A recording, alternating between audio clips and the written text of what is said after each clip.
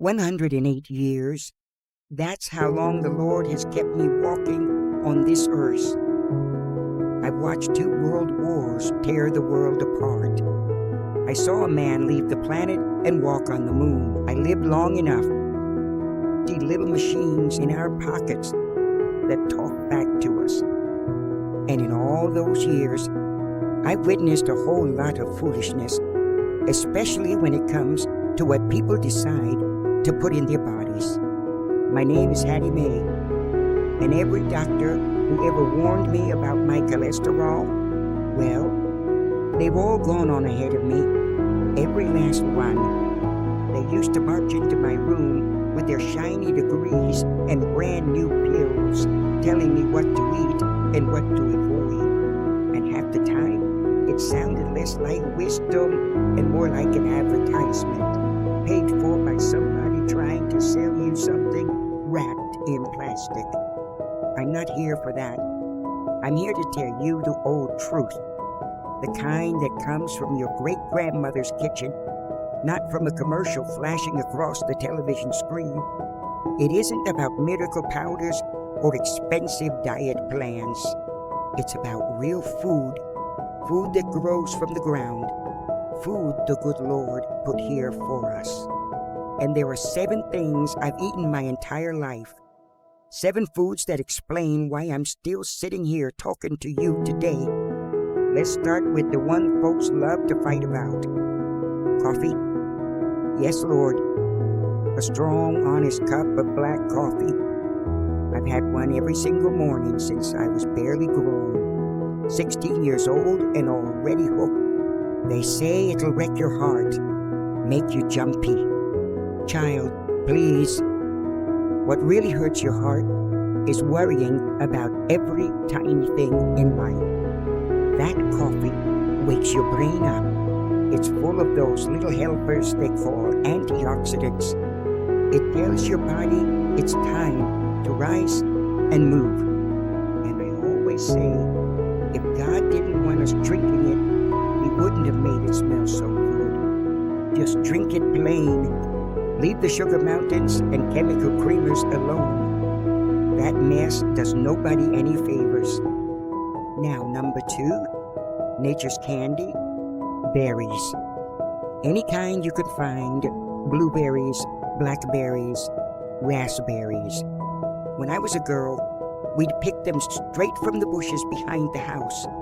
These days, I grab them from the store. Either way, I still eat a handful every day. They're sweet, but they don't tear you up with that fast sugar rush. They're packed with those colorful compounds, polyphenols.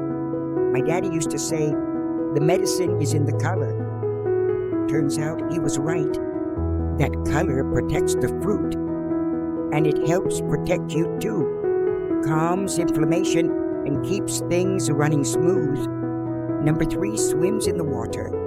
Fatty fish, salmon, sardines, mackerel, the oily ones. We didn't see much salmon growing up in Georgia, but we had sardines. Ate them right out of the can. My husband called it poor folk food. I called it rich folk medicine. Your brain is made mostly of fat. It needs clean, honest fat to keep firing right. Those oils, EPA and DHA, keep the engine from rusting. They sharpen your thinking. They keep the shadows from settling in. People warn you about mercury. I worry more about forgetting your own children's names.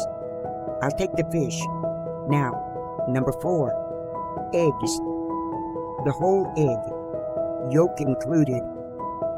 For half a century, they scared folks away from one of the most perfect foods ever made, telling us the yolk would clog our hearts.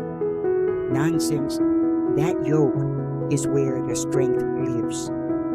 Choline for the brain, lutein for the eyes, a tiny perfect bundle of life. I eat 2 every morning, cooked in bacon grease, and my heart is still tapping away just fine. Thank you very much. Which brings us to number 5. And this one makes people nervous. Red meat. Good, grass-fed red meat from a cow that actually walked around under the sun. They say it'll finish you off. I say your body needs what's in it. Iron, B12, carnitine. That's what builds muscle.